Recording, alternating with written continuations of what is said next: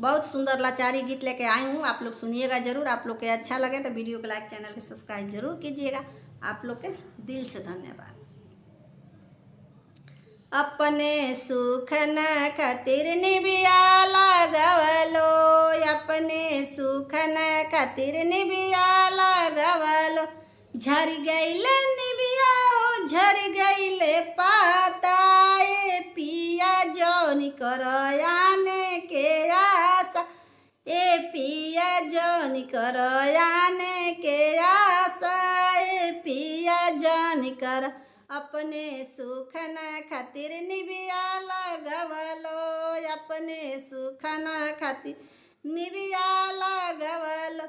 झर गईले निबिया हो, झर गईले पाताए पिया जौन करयाने के आशा, ए पिया जौन करयाने के आशा।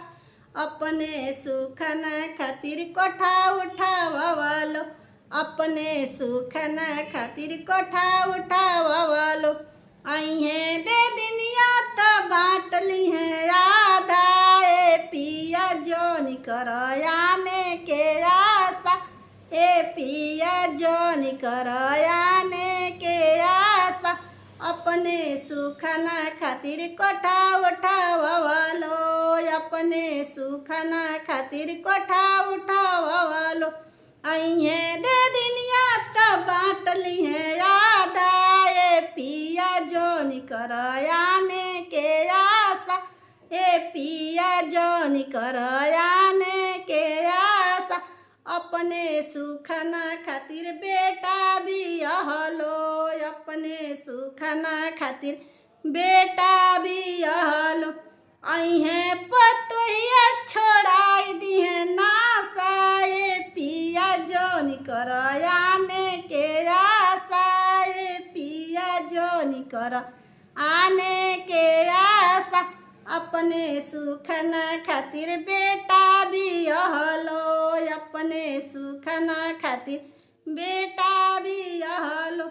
अइहे पतोहिया छोड़ाई दिहे नासा, ए पिया जौन करयाने के आशा, ए पिया जौन करयाने के आशा।